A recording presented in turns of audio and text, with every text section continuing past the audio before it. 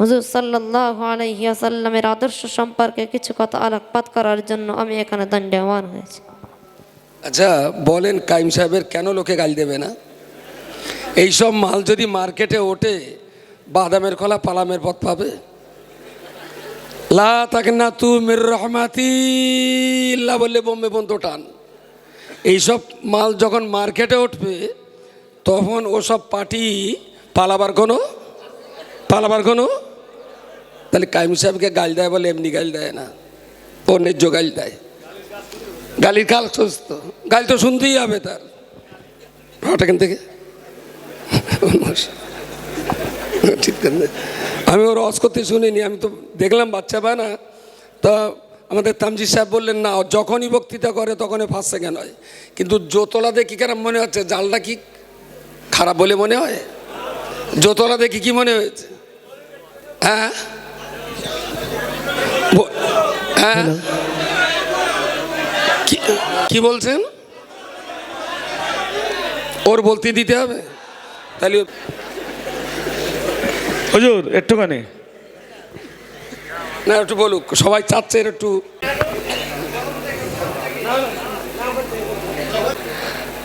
প্রিয় শ্রোতা মণ্ডলী, হুজুর আকরাম সাল্লাল্লাহু আলাইহি ওয়াসাল্লামের আদর্শ সম্পর্কে বলতে গেলে আমাকে আগেই বলতে হয় বিশ্ববরেণ্য লেখক মাইকেল এইচ হার্ডের কথা।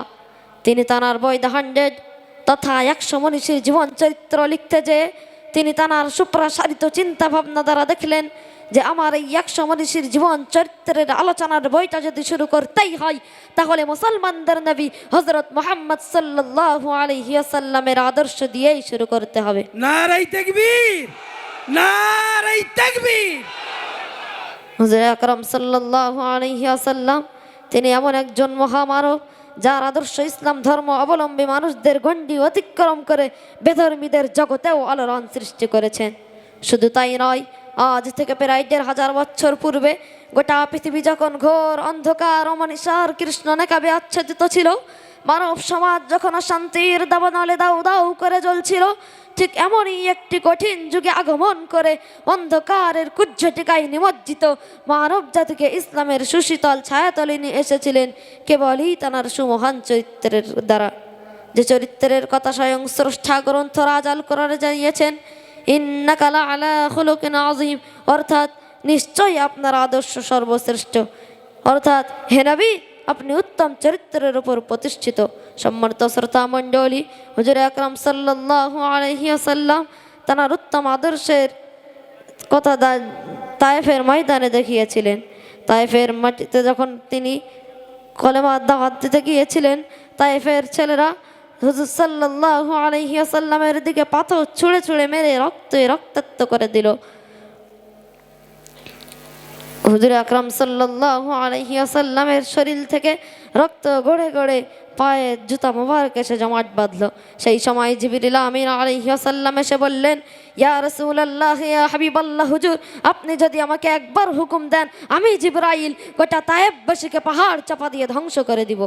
সেই সময় মানবতার নবী আমার বলেছিলেন, হে ভাই জিবরাইল, আল্লাহ আমাকে দুনিয়ায় বদদোয়া করার জন্য পাঠায়নি, বরং আল্লাহ আমাকে পাঠিয়েছেন ওমা আরসালনাকা ইল্লা রাহমাতাল লিল আলামিন, অর্থাৎ সমগ্র বিশ্বজাহানের জন্য রহমত স্বরূপ করে। এমন আদর্শের কারণেই তো তিনি মহান।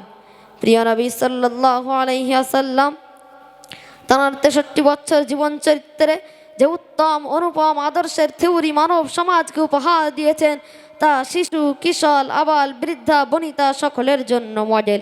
তিনি একদিকে ছিলেন যেমন দয়ালু, ঠিক অপর দিকে ছিলেন অন্যায়ের বিরুদ্ধে কঠোর মনোভাবাপন্ন। কিন্তু তিনি প্রতিশোধে বিশ্বাসী ছিলেন না। শত্রুপক্ষকে হাতের মুঠোয় পাওয়া সত্ত্বেও তিনি দীপ্ত কণ্ঠে ক্ষমার ঘোষণা করে দিয়েছিলেন মক্কা বিজয়ের দিন। এমন আদর্শের কারণেই তো তিনি বিশ্ব সমাজে আসন দখল করেছেন। আল্লাহ তাআলা আমাদেরকে হুজুর আকরাম সাল্লাল্লাহু আলাইহি ওয়াসাল্লামের আদর্শে আদর্শিত হওয়ার তৌফিক দান করুক। আমিন। নারে তাকবীর, নারে তাকবীর। দাওয়াত করলি কত করে টাকা নিবি? কত টাকা নিবি? যদি দাওয়াত করাস কত কত নিবি? তাড়াতাড়ি বল, তোরে দাওয়াত করলি কত করে নিবি বল। ঠিক আছে, ও তালগোল পাকিয়ে ফেলছে। আসসালামু আলাইকুম, এক্ষুনি আসলেন।